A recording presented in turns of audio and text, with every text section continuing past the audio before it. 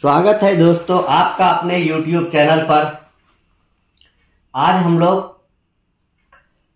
प्रधान शिक्षक के रूप में चयनित ऐसे शिक्षक जो विशिष्ट शिक्षक बनने वाले हैं तो उसके बारे में बात करेंगे कि उन्हें क्या करना चाहिए, और ऐसे विशिष्ट शिक्षक जो प्रधान शिक्षक के रूप में चयनित नहीं हुए हैं तो उन्हें कब योगदान करना चाहिए। तो चलिए दोस्तों शुरू करते हैं।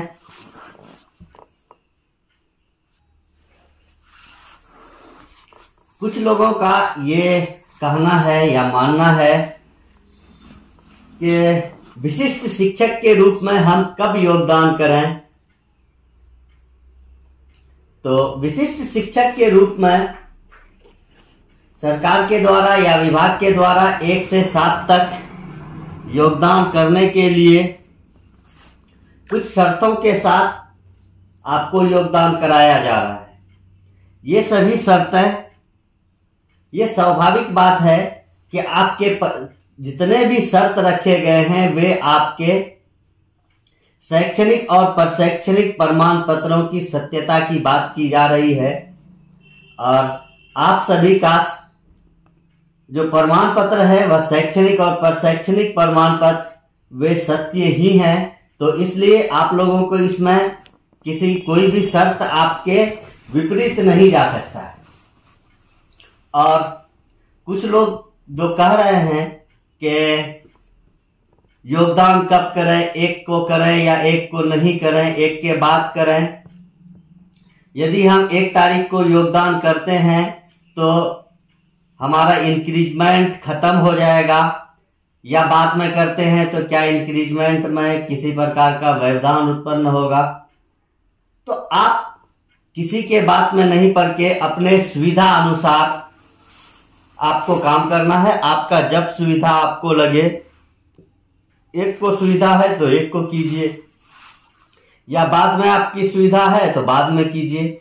आप अपने मन से कर सकते हैं, उसमें किसी भी प्रकार के इंक्रीमेंट की कोई बाध्यता या कोई नुकसान नहीं होने वाला है किसी को, क्योंकि ये सारा काम विभाग के द्वारा कराया जा रहा है और विभाग के संज्ञान में ये बातें हैं कि वह आप एक को भी योगदान करेंगे तो भी आपका वही लाभ होगा और बाद में भी करेंगे तो वही लाभ मिलने जा रहा है।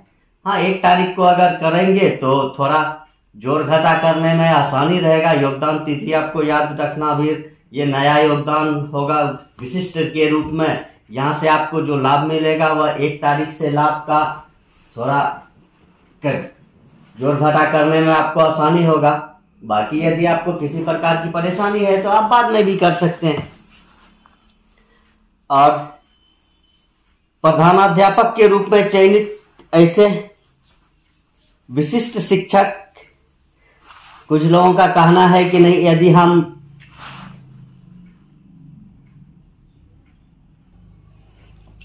और प्रधानाध्यापक के रूप में चयनित हुए हैं उसे भी योगदान करना है, वे भी योगदान करेंगे ही, क्योंकि अभी प्रधान शिक्षक का कोई भी स्पष्ट निर्णय नहीं आया है कि क्या होने वाला है, कब योगदान होगा, कैसे योगदान होगा। काउंसलिंग की प्रक्रिया भी पूर्ण नहीं हुई है। जिन लोगों का डाउट था या काउंसलिंग नहीं हो पाया था वे सभी लोगों ने अपना प्रमाण पत्र अपलोड कर दिए हैं, और अपलोड करने के बावजूद भी बहुत लोग ऐसे हैं जिनका प्रमाण पत्र फिर से गलत हुआ है। हमारे पास कई सारे लोगों का कमेंट्स आया या पर्सनली बताया कि सर मेरा फिर से, हम एक बार अपलोड किए लेकिन कैफे वाले की गलती से फिर से गलत हो गया है, गलत डॉक्यूमेंट्स अपलोड हो गया, तो इसके लिए क्या किया जाए। तो ऐसी स्थिति में दोबारा ऑप्शन तो खुला नहीं, तो ऐसे लोग जिनका फिर से अपलोड करने में गलत हो गया है तो वह बीपीएससी को मेल कर दें अपना सारा पेपर। उसके आधार पर वह आपको कोई न कोई जवाब जरूर देगा। जब आप नहीं भी देगा, आपका मेल किया हुआ रहेगा तो बाद में आपका एक आधार बनेगा। तो काउंसलिंग की प्रक्रिया, और दूसरी जो बड़ी बात है कि काउंसलिंग के बाद बहुत लोगों का काउंसलिंग पूर्ण नहीं हो गया, और जिनका नहीं हुआ है तो उनके लिए फिर से शेड्यूल जल्द ही जारी किया जाएगा। अब अगले साल में 7 से इन लोगों का है TRE 3 वाले का, इसलिए उससे पहले ही प्रधान शिक्षक का काउंसलिंग जो बचे हुए लोग हैं उनका संभावना है। TRE 3 वाले का काउंसलिंग से पहले ही आपका काउंसलिंग करा लिया जाएगा, और काउंसलिंग के बाद फिर पोस्टिंग की प्रक्रिया आरंभ होगी। और जब उसमें आपका पोस्टिंग होगा तो फिर आप जा सकते हैं। लेकिन अभी जो वर्तमान स्थिति है, तो उन सभी शिक्षकों को चूंकि अपने विद्यालय में ही योगदान करना है, अपने विद्यालय में आपको राज्यकर्मी का दर्जा मिलेगा और आपका प्रान नंबर जनरेट हो जाएगा। और जब आपका ये प्रान नंबर जनरेट हो जाएगा तो यही प्रान नंबर, जब आप प्रधान शिक्षक के रूप में जाएंगे तो यही प्रान नंबर आपका वहां पर भी काम करने लगेगा। ऐसा कुछ ये नहीं है कि नहीं अभी अगर योगदान कर लेंगे तो, और कैसी भी बाध्यता नहीं है कि नहीं NOC के लिए आपको 90 दिन तक काम करना ही पड़ेगा तब NOC प्राप्त होगा।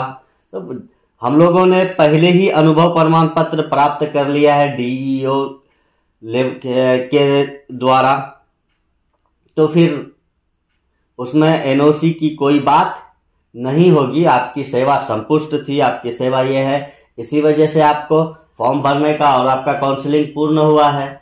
तो और ये अगर NOC की बात भी होगी और विशिष्ट शिक्षक के रूप में आप योगदान कर चुके होंगे तो विभाग के लिए इसको सॉल्व करना कोई बड़ी बात नहीं होगी। 1-2 आदमी नहीं बल्कि जितने लोग होंगे सभी विशिष्ट शिक्षक के रूप में योगदान करेंगे और सभी को NOC की आवश्यकता होगी, और 90 दिन की अगर बाध्यता होगी तो सबके लिए होगा। तो फिर विभाग इसके लिए क्या कराएगी? विभाग किसी का ज्वाइनिंग नहीं लेगी, ऐसा कुछ भी नहीं होगा। सबको ज्वाइनिंग हर हाल में होगा, योगदान होगा और NOC की आवश्यकता नहीं होगी। तो धन्यवाद दोस्तों।